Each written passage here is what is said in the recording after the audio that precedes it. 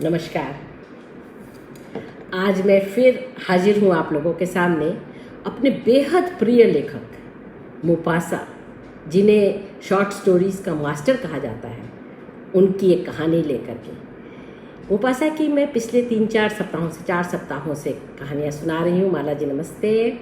कहानियाँ सुना रही हूँ और हर बारी मैं सोचती हूँ कि कोई और कहानी, किसी और की कहानी सुनाऊँ, लेकिन जब मैं मोपासा को उठा लेती हूँ तो मुझे लगता है कि ये कहानी तो मुझे आप लोगों से के साथ ज़रूर शेयर कर देनी चाहिए। तो आज की कहानी का नाम है चांदनी। मनोहर जी नमस्कार। चांदनी, मून लाइट। अच्छा दोस्तों, मैं एक बात आप लोगों को बताऊं कि मैं कहानियों की मूल भावना, मूल संवेदना, जो उसके मूल उसका कथन है, उस पर पूरा उसको ईमानदारी से उसको पालन करते हुए कई बारी क्या करती हूँ कि मैं उसको ज़्यादा दृश्यमान करने के लिए, ज़्यादा अपने हिसाब से प्रभावी करने के लिए मैं उनमें कुछ अपने संवाद जोड़ देती हूँ, कुछ दृश्य जोड़ देती हूँ, कुछ जिसको हम बोलते हैं कि पॉजेज लेती हूँ और इस तरह से मैं अपनी कहानी सुनाती हूँ। इन कहानियों को बाद में मैं अपने YouTube चैनल कहूँ एक प्रसंग, जो आप सब लोग जानते हैं, आप भी जानती हैं, कहूँ एक प्रसंग में मैं इनको पोस्ट कर देती हूँ। और मैं जी माला जी, और मुझे उम्मीद रहती है कि आप लोग उसे कमेंट करें।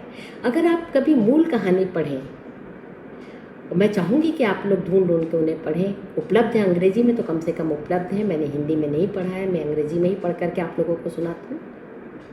अगर आप लोग मूल कहानी पढ़ें तो जो मेरे द्वारा जोड़ी गई चीज़ें हैं, कुछ दृश्य, कुछ संवाद, कुछ पॉजेस, वो कैसी लगती हैं और वो कहानी को कैसा प्रभावोत्पादक बनाती हैं कि नहीं, मैं इस बारे में भी जानने के लिए बड़ी उत्सुक रहूँगी।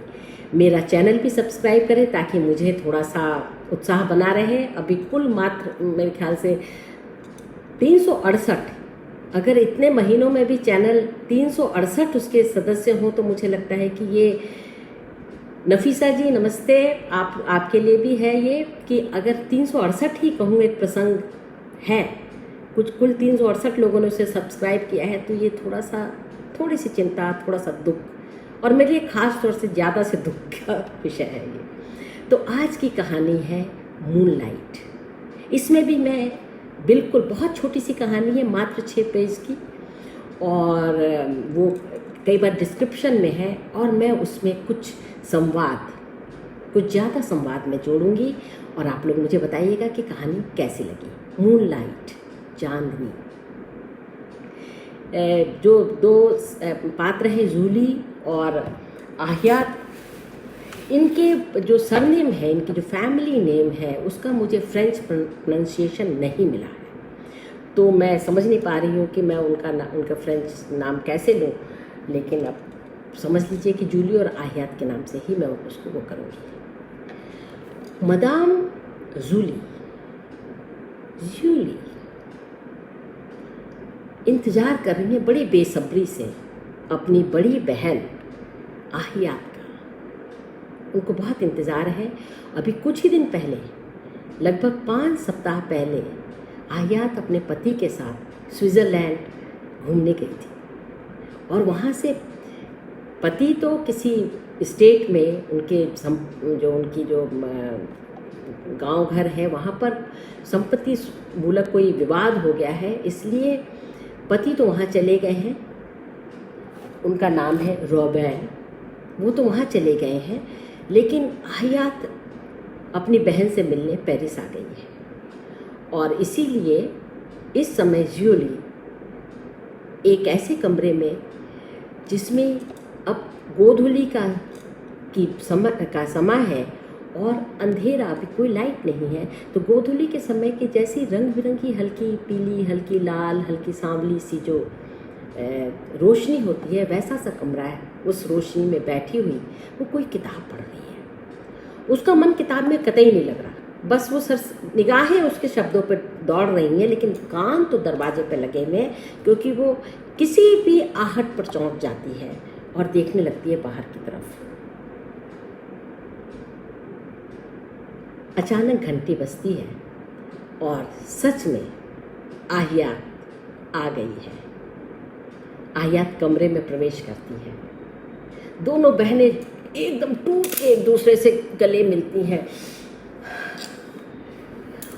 फिर अलग होती हैं, फिर कुछ और नहीं सोचता, फिर से गले मिल जाती हैं और एक दूसरे को छूती हैं, प्यार करती हैं, चूमती हैं गाल पर। और उसके बाद अचानक लगता है जूली को कि कमरा कुछ अंधेरा हो गया है, कमरे में अंधेरा बढ़ गया है। वैसे तो बहन के आने से रोशनी होनी चाहिए थी, लेकिन कमरे में अंधेरा बह गया। जुटपुटे का समय था, गोधूली वेला थी, अब रात उतर ही रही है, शाम उतर ही रही है। तो उसने घंटी बजाई और जब दरवाजे पर नौकरानी आई तो उसने कहा, तुम्हें पता नहीं चलता अंधेरा बढ़ गया है, तुम अभी तक लैंप नहीं लेकर आए, जल्दी लैंप लेकर आओ। जब तक वो ये कह रही थी तब तक हमारी आहियात ने अपनी टोपी उतारी, अपना क्लोक उतारा और अपनी जो वेल जो पहने रहते हैं, जाली का वेल, हल्का घूंघट सा, उसको उसने उतारा और लाइट भी आ गई और रख दी गई। उस रोशनी में जैसे एक नया रहस्य उद्घाटित हुआ। जूली आहियात को देखती रह गई, ये क्या हुआ? फिर वो नजदीक आई, सच बताओ क्या हुआ? कारण ये कि इन 5 सप्ताहों में आहियात के दोनों तरफ के बाल लटे, एक एक लट सफेद हो गई थी, बाकी उसके सारे बाल बहुत काले और दोनों तरफ की एक एक लट सफेद हो गई थी।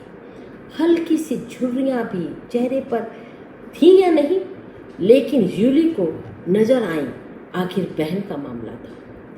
वो एकदम चौंक गई क्योंकि आहियात की उम्र कुल 24 साल की थी। कुल 24 साल में 2 लटें सफेद पड़ जाएं। वो चौंक करके देख रही है आहियात को और आहियात बोलती, क्यों, क्या हुआ? ओह, लगता है तुमने मेरे सफ़ेद लटे देख ली हैं। कुछ नहीं, हो जाता है कभी। ऐसा कैसे हो जाता है? मुझे सच बताओ कि क्या हुआ है? कुछ तो हुआ है तुम्हारे जीवन में जिसकी वजह से तुम्हारे बाल सफ़ेद हो गए हैं। नहीं, कुछ नहीं, सब ठीक है ना। तुम्हारी आवाज़, तुम्हारे स्पर्श में तो थी वो बात कि तुम मुझसे मिल रही हो, लेकिन अब तुम आंखें चुरा रही हो। नहीं, सचमुच में सब ठीक है ना। देखो, तुम झूठ मत बोलना, क्योंकि तुम झूठ बोलोगी तो भी पकड़ी जाओगी। मुझे बात समझ तो आ ही जाएगी कि तुम झूठ बोल रही हो, इसलिए सच बताओ कि क्या हुआ। इन 5 सप्ताहों में क्या हुआ कि तुम्हारे बाल सफ़ेद हो गए और तुम्हारा चेहरा भी इतना थका हुआ, इतना उदास। ये सुनते ही आहियात के दोनों आंखों में आंसू भर गए और जैसे लगा जैसे दोनों कोरों में एक एक मोती लटक गया है। उसने आंखों पर रुमाल लगाया, बहन के पास आई, उसको गले के पप से लगाया, फिर छोड़ा। मेरा एक प्रेमी है। क्या? हाँ, मेरा एक प्रेमी है। सच?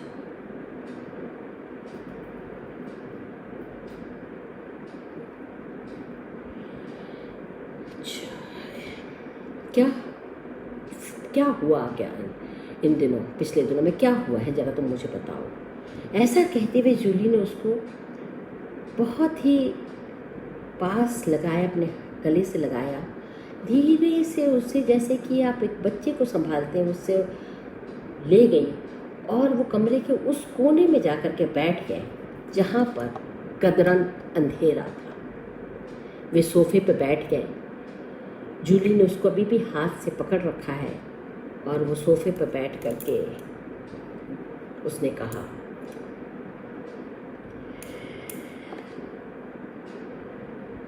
पता है, कभी कभी मनुष्य के जीवन में कुछ ऐसी चीज़ें हो जाती हैं।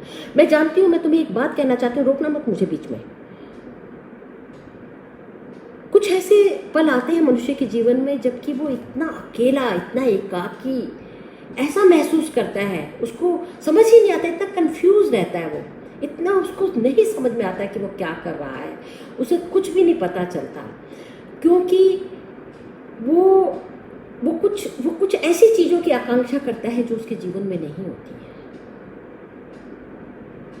तुम जानती हो अपने जीजा को, रॉबरे मुझे बहुत प्रिय है, मैं उसको बहुत पसंद करती हूँ, लेकिन तुम तो जानती ही हो कि वो कितना स्ट्रेट फॉरवर्ड, हरदम एक सा दयालु, मुस्कुराता हुआ,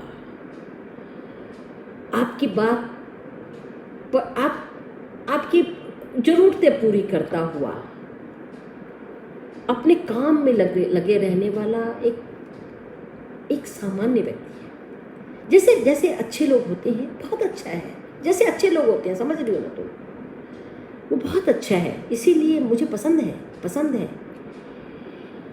लेकिन कभी कभी मेरी इच्छा ये होती है जूली कि वो वहशियों की तरह मुझे गले लगा दे, चूमने लगे, मुझे हर तरफ चूमने लगे, चुम्बनों की बरसात कर दे मुझ पर,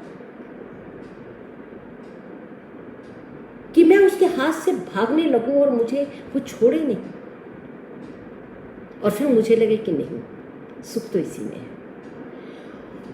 और कभी कभी मुझे लगता है कि वो कुछ कमजोर पड़े, उसके चेहरे पर कोई विषाद आए, वो कुछ मुझसे बात करना चाहे, कुछ मुझे बताना चाहे, उसके आंखों में थोड़ी सी नमी आए और उसे लगे कि वो मेरे बिना नहीं रह सकता, मैं उसके लिए बहुत जरूरी हूँ। तुम समझ रही हो ना कि मैं क्या कह रही हूँ? लेकिन वो बहुत प्रॉपर है, एकदम जेंटलमैन, एकदम जिसे बोलते हैं ना टू द बुक, इस तरह का आदमी है। और तुम जानती हो हम औरतों की कितनी सारी ख्वाहिशें होती हैं, छोटी छोटी ख्वाहिशें, कि कोई आए, हम सोचो कि हम कोई काम कर रहे हैं और धीरे से आकर वो हमारे कमर में हाथ डाल दे, अपना माथा हमारे अपना यहाँ रख दे, फिर पता चले कि उसके धीरे से उसके होंठ मेरे पीठ को चूम रहे हैं। वो नशा,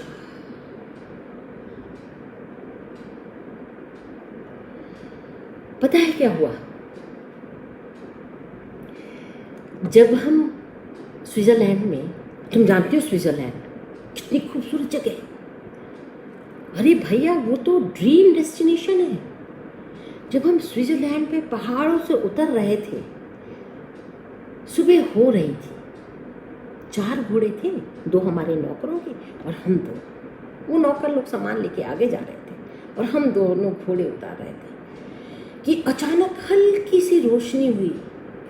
उस रोशनी में मैंने देखा इतनी खूबसूरत जगह, जूली मैं क्या कहूँ, गांव, पहाड़, पहाड़ों पे बर्फ और वहां से आते हुए धुंध, झीनी झीनी धुंध, और झीनी झीनी धुंध के पीछे पेड़ चीड़ के, खून के, ऐसा सुंदर, और फिर हल्की सी धूप में चमकते हुए खेत, क्या कहूँ, इतनी खूबसूरत कि मैं रुक गई और मैंने तालियां बजानी शुरू कर दी। इतनी खूबसूरत जगह, मैंने इतनी खूबसूरत जगह कभी नहीं देखी थी। सचमुच हमारा फ्रांस सुंदर है, लेकिन उस जगह की मैं क्या बात कहूँ, और हवा ठंडक, और तब मुझे लगा, मैंने कहा रॉबरे रुको रुको। उसने अपना घोड़ा रोका, मेरी तरफ देखा, उसने कहा देखो कितनी खूबसूरत जगह है, मैंने इतनी खूबसूरत जगह कहीं नहीं देखी, प्लीज़ मुझे चूमो ना यहाँ पर, प्लीज़ हम थोड़ी देर के लिए रुकते हैं, बस तुम मुझे चूमो, मैं चाहती हूँ कि बस तुम्हारे चुंबन हो और ये सुंदर जगह, यहाँ की खुशबू, यहाँ की वादियाँ, बस ये मेरे दिमाग में बैठ जाए। और जब मैं आखिरी सांस ले रही हूँगी ना, तो मैं याद करना चाहती हूँ उसे। कितनी सुंदर है। आओ आओ आओ ना, प्लीज आओ, प्लीज। ये क्या बात है? क्या कह रही हो तुम? अजीब सी बात है, सुंदर जगह है तो चूमो, ये कोई बात होती है? क्या क्या सोचती रहती हो तुम? अजीब हो। चलो आगे बढ़ो, हमें पहुंचने में देर होगी। खूबसूरत जगह का मतलब ये नहीं कि बैठ जाए आदमी यहाँ पर और चूमता रहे। चलो चलो, होटल में जा कर के अभी वो करना है बहुत सारा, मुझे और भी कुछ काम है। तुम्हें तो पता ही है कि मैं यहाँ पर प्रॉपर्टी के लिए भी आया हूँ। मेरा गला रुंध गया। मैं सोच नहीं सकती, मैं मेरा गला अभी भी फंस रहा है उस चीज़ को याद करते हुए, मैं बता नहीं सकती। और लगभग मेरे कलेजे पर जैसे किसी ने पत्थर रख दिया हो, जम सा गया मेरा कलेजा, जम सी गई मेरा उत्साह। मैं कितनी उत्साहित थी, तुम समझती हो ना मुझे? तुमने देखा है मुझे बारिशों में भीगते हुए। मम्मी कितना नाराज हो जाती थी कि बारिशों में मुझे ठंड लग जाएगी, लेकिन मुझे कितने अच्छे लगते थे वो बूंदे। तुमने देखा है मुझे। कलेजे पर पत्थर रख करके मैं चली गई उसके पीछे पीछे। और फिर हम लोग पहुंचे लेक फ्लुएलेन, जो स्विट्जरलैंड का बड़ा अच्छा, पता नहीं पचकोन है कि षटकोन, आम लेकों की तरह नहीं है वो। इतनी सुंदर, उसमें तरह तरह के रंग आते हैं, कभी हरा हो जाता, कभी गुलाबी, कभी नीला, कभी मोर के से रंग, वो इंडियन मोर जो होते हैं, जो जिनकी तस्वीरें हम देखते हैं और जिसकी तस्वीर की हमारे घर में वो उसका वो भी लगा हुआ है, पेंटिंग, याद है ना? यहाँ नहीं, मम्मी के घर की बात कर रही हूँ। दीवारें देखने लगी, नहीं वैसे से तरह तरह के रंग। वहां हम पहुंचे और वहां उन दिनों चांदनी रात थी, शुक्ल पक्ष, और इतनी खूबसूरत जगह। और वहीं वह जो नहीं होना चाहिए था, वो मैं कमजोर पड़ गई। मैं सचमुच में कमजोर पड़ गई। मुझे नहीं होना चाहिए था, मुझे कमजोर नहीं पड़ना चाहिए था। मेरी बात को समझ रही हो ना? मुझे सचमुच में कमजोर नहीं पड़ना चाहिए था, लेकिन मैं कमजोर पड़ ही गई। जूली ने उसको और धीरे से गले लगाया। बताओ ना क्या हुआ? हम उस होटल द फ्लुएलेन में 4 दिन रुके थे। चांदनी रात, रोज चांद और बढ़ जाता। हम आसपास गए, बहुत खूबसूरत जगह है, तुम एक बार जरूर जाना। हम आसपास गए, देखते रहे। और उस दिन पूर्णिमा की रात थी। चांदनी ऐसे बरस रही थी जैसे चांदी बरस रही है। मैंने रॉबरी से कहा कि रॉबरी, थोड़ी देर के लिए बाहर चलते ना लेक के पास, देखो आज पूर्णिमा की रात है, कितनी खूबसूरत रात है, एक बार चलते हैं, बस थोड़ी देर घूम के लौट आएंगे। उससे आगे कुछ कहने की तो मुझे हिम्मत नहीं थी, लेकिन मन में ऐसा कुछ ज़रूर था कि वो मेरे साथ चलेगा तो मैं एक बारी उसे कस के गले लगाऊंगी और एक बारी उसे चूमूंगी उसके होठों पर। मेरे मन में ये था, क्योंकि तब वो घोड़े पर थोड़ी होता कि मैं ना कर सकती थी। ना हम पहाड़ी उतर रहे होते, ना पहाड़ी चढ़ रहे होते, घास पर होते। तो मैं अपनी मन की मुराद पूरी कर लेती, चांदनी में प्यार करने की, प्यार किए जाने की। सचमुच में ये मेरे मन की मुराद है, मुराद थी, अब तो यही कहना पड़ेगा। रॉबरी ने खाना खाया और कहा कि देखो मेरे पास चांदनी, झील, पहाड़, तुम्हारे ये जो धुंध, पानी, देखो मैं तुम्हें ले आया। तुमने कहा था कि मैं स्विट्जरलैंड ले आऊँ, मैं ले आया। अभी तो मेरे सर में बहुत दर्द है, मैं तो सोने जा रहा हूँ। और वो बेडरूम में चला गया। कुछ देर में वहीं ठंडे शीशे से गाल टिकाए चांदनी को पीती रही। लेकिन ऐसे क्या शीशे के पार कोई चांदनी पी सकता है?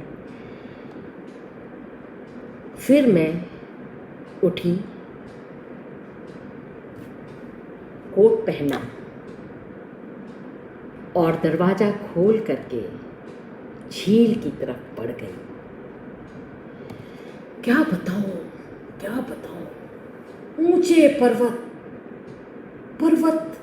पर बर्फ पड़ी थी। ऐसा लग रहा था जैसे पर्वत ने चांदी के मुकुट धारण कर रखा हो। ऊपर चांद, बिल्कुल आसमान, नीले काले आसमान के बीचों बीच चमकता हुआ चांद। और तुम जानती हो स्विट्जरलैंड की वो जगह, एक भी तारा नजर नहीं आ रहा था। पूरे आसमान में राजा की तरह चांद, इतना सुंदर। चांदी के से पहाड़, चांदनी में धुंध भी ऐसा लगे जैसे कि चांदी बरस रहा हो। और फिर झील, उस समय झील का कोई रंग नहीं था, चांदी का रंग था। और उसमें धीरे धीरे जो हिलोरें उठ रही थी ना, ऐसा लग रहा था कि एक एक बूंद जाकर के चांद को छूने की तैयारी में हो। ऐसी हिलोरें उठ रही थी उसमें से। मैं उस चांदनी को मैंने सूंघा। आसपास इतने सुंदर फूल, पहाड़ पर पेड़, ऐसी खुशबू का झोंका। मेरा तो तन मन जैसे कि नहा गया। ऐसा लगा कि जैसे मैं उस खुशबू को, उस चांदनी को सिर्फ सूंघूं नहीं, मैं उसे पी लूं। मैंने होठ खोले और मैंने उस चांदनी को पी लिया, आंखों से, नाक से, अपने इस स्किन से, जीभ से, त्वचा से, अपनी आत्मा से, अपने मन से। मैंने उस चांदनी को देर तक महसूस किया, उस खुशबू को महसूस किया। और फिर मैं उस घास पर लेट गई। मैंने कहा, चांदनी तू मुझ में समा जा और मैं तुझ में समा जाऊं। जाने कितनी देर तो मैं वहीं लेटी रही। फिर अचानक मुझे मुझे लगा कि मैं पागल हो जाऊंगी। इतना अकेलापन, इतना पागलपन। क्या मैं सचमुच में इस चांदनी को अपने प्रिय के संग, अपने जो मेरा पति है या मेरा पुरुष है, उसके संग नहीं इस चांदनी को पी सकती? क्या ऐसा नहीं हो सकता है कि कोई मुझे अपनी बाहों में ले ले और इतना चूमे, इतना चूमे, इतना चूमे कि मैं खुद चांदनी बन जाऊं? एक तत्व की ही प्रधानता, कहो उसे जल, जड़ या चेतन। सचमुच वो जो चाहत जिसका पूरा होना संभव ही नहीं था, क्योंकि रॉबर्ट तो सो रहा था। वो चाहत और ये बात कि अब अगली पूर्णिमा में मैं यहाँ नहीं रहूँगी, हम 2 दिनों में निकल जाएंगे और कल से तो कृष्ण पक्ष शुरू हो जाएगा। ये जो इतनी धवल चांदनी है ये कुछ ही घंटों में खत्म हो जाएगी, इसमें हल्का सी झाई आ जाएगी। मेरी आंखों से आंसू बहने लगे और मैं वही पेट के बल लेट करके रोने लगी।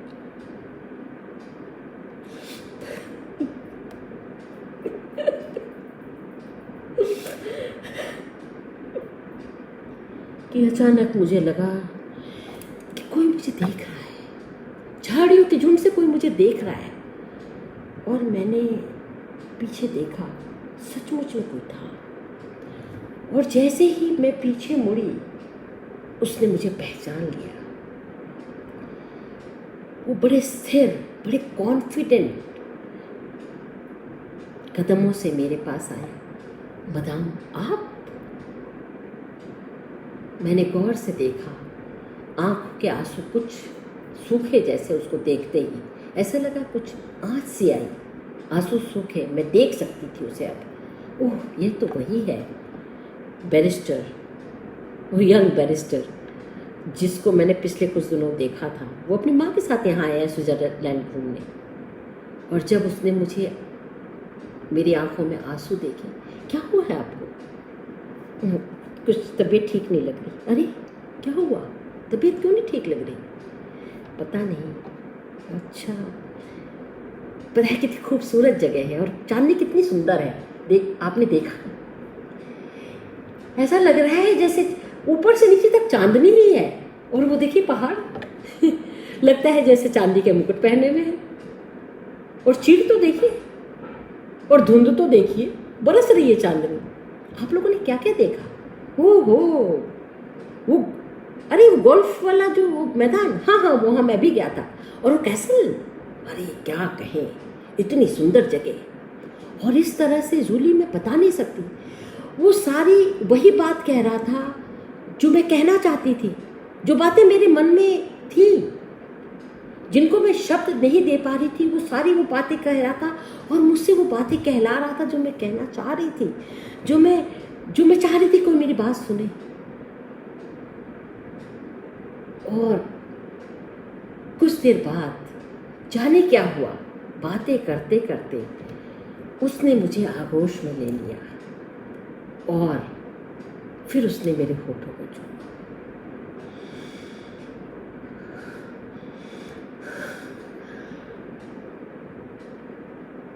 धीरे, ऐसा लगा जैसे किसी ने दो दहकते अंगार रख दिए हो मेरे होठ पर। चांदनी की ठंडक और दो दहकते अंगार। वो अंगार कभी मेरे गर्दन पर, कभी मेरे हाथ पर, कभी मेरी पीठ पर, कभी मेरे पेट पर। और जाने पता ही नहीं चला कि मैं कब उस चांदनी में, मैं खुद चांदनी हो गई। चांदनी मेरे भीतर और मैं उसके भीतर। मैं कह नहीं सकती, मुझसे गलती हो गई, मुझसे बहुत ज़्यादा गलती हुई। मैं क्या करूं, मैं बह गई, पता नहीं किस प्रवाह में बह गई। जूली, मैंने पाप कर दिया, मैं क्या करूं? जूली ने मेरे हाथों को पकड़ा। आया, फिर क्या हुआ? पता है उसके बाद मैंने उसे देखा नहीं, वो नहीं मिला मुझसे। वो उसी दिन मिला जिस दिन वो लोग वापस जा रहे थे। और देखो ना, उसने मुझे अपना काट दिया है।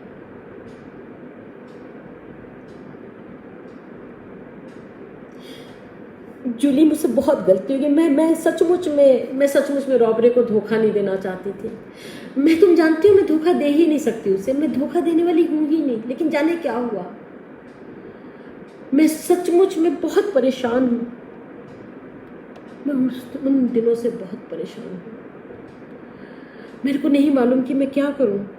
जूली प्लीज, मैं बहुत परेशान हूँ। मैंने पाप कर दिया, मैंने रॉबरे को धोखा दे दिया। मैं चाहती नहीं थी कि मैं रॉबरे को धोखा दूँ। पता है मैंने उसका नाम तक नहीं पढ़ा है, कार्ड में क्या नाम है।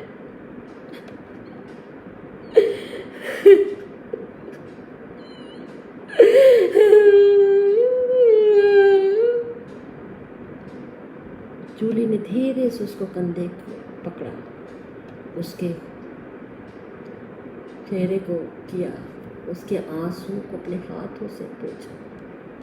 सुनो, मेरी बात को गौर से सुनो। तुमने उस आदमी से प्यार नहीं किया था, परमात्मा ने, तुमने चांदनी से प्यार किया था, तुम चांदनी को प्यार कर रही थी क्योंकि तुम चांदनी को जीना चाहती थी।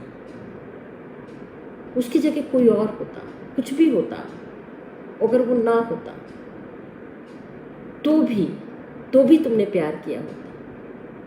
तुमने चांदनी से प्यार किया था। आया, तुमने चांदनी से प्यार किया था।